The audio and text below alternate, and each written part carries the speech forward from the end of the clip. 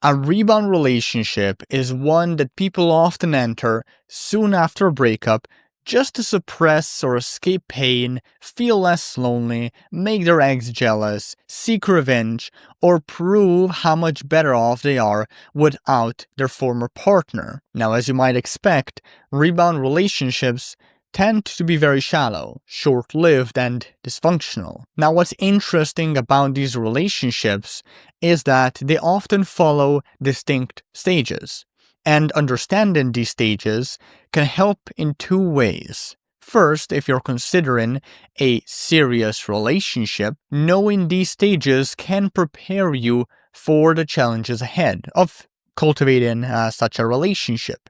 Second, if your goal is to get your ex back, understanding what they're going through in their own rebound can help you predict whether you still have a chance to mend your relationship or not. So let's start with stage number 1, the pre-rebound stage. Now this stage begins when someone feels the vast freedom that comes from the absence of their ex, of their significant other. Now, as a result of this freedom, a person usually starts dating. Some do it out of excitement, while others do it out of anxiety, neediness, or fear of missing out. The latter often leads to a rebound relationship, by the way.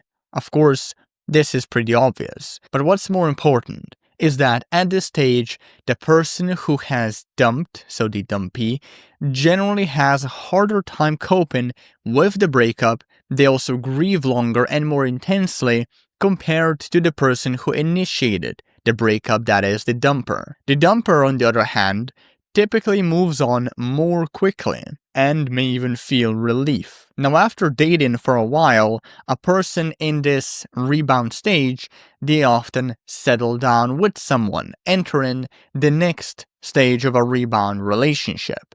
And this stage is named the honeymoon stage. Now, this one typically lasts between 6 months to 1 year, and during this time, the person in this relationship, they become infatuated with their new partner.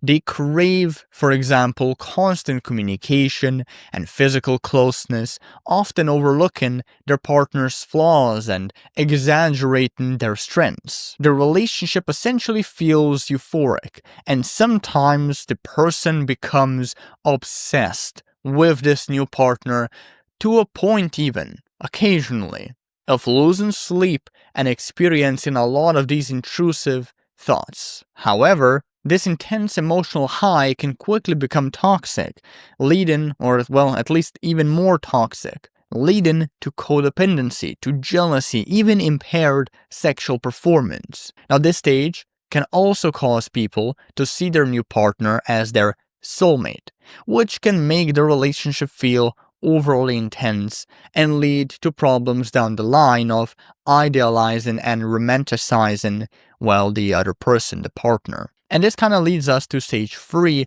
reality and conflict stage. Now, in this pivotal stage, reality, as the name implies, sets in. The person essentially starts noticing their partner's flaws and imperfection, and they begin assessing whether they can live with them or not.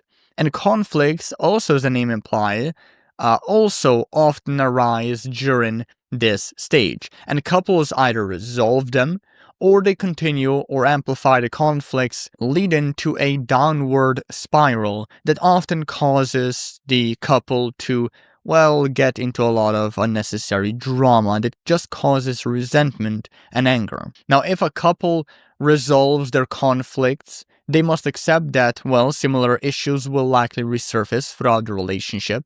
But if they fail to address these concerns, well, the relationship can quickly become strained, as I said, lots of resentment and anger, and therefore, it probably doesn't have long before it withers away, before it falls apart. Moving on to stage 4, nostalgia and comparison stage. So at this point, the person in a rebound, they may start comparing their new partner to their ex, or maybe multiple exes. And while it's totally normal to compare relationships occasionally, it becomes very unhealthy and detrimental when it turns into this obsessive reminiscing about an old relationship that maybe even then, in turn, turns into missing an ex or missing multiple exes. Now, these intrusive thoughts, obsessive thoughts, rumination, whatever you want to call it, it can lead to growing resentment toward the current partner, especially when they, for example, fall short of what the ex once offered, right?